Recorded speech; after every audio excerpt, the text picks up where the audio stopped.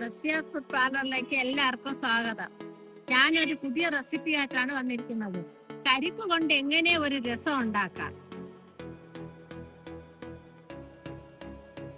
അതിലേക്ക് ആവശ്യമായ സാധനം: അര സ്പൂൺ കുരുമുളക് പൊടിയും ഉലുവയും കൂടെ പൊടിച്ചത്, അര സ്പൂൺ ജീരകം, ഒരു തക്കാളി, വെളുത്തുള്ളി 4-5 പീസ്, 5-6 പീസ് ചെറിയ ഉള്ളി, 5 പീസ് പച്ചമുളക്, ഒരു ചെറിയ നെല്ലിക്ക വലിപ്പത്തിൽ പുളി, 2 പീസ് ഇഞ്ചി, അല്പം കരിയേപ്പില. ഇതെല്ലാം കൂടി ഒരു ചോപ്പറിലിട്ട് നല്ലതുപോലെ ഗ്രേറ്റ് ചെയ്തെടുക്കണം.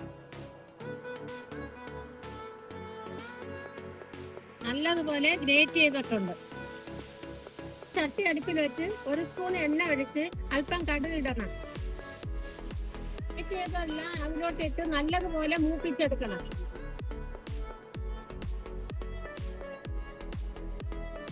എല്ലാം നല്ലതുപോലെ കുഴഞ്ഞു വന്നിട്ടുണ്ട്. ആ സമയം നമ്മൾ പുളി അതിലോട്ട് ഒഴിക്കണം. നമ്മൾ വെള്ളം ഒഴിക്കുന്നില്ല, അതിന് പകരം നമ്മൾ കരിക്കിന്റെ വെള്ളമാണ് ഒഴിക്കുന്നത്. നല്ല ടേസ്റ്റ് ആണ്. അല്പം മഞ്ഞൾപ്പൊടിയും അല്പം കായപ്പൊടിയും. കായപ്പൊടി ചേർത്തതിന് ശേഷം ഉപ്പ് ആവശ്യത്തിന് ഇട്ട് കൊടുക്കണം.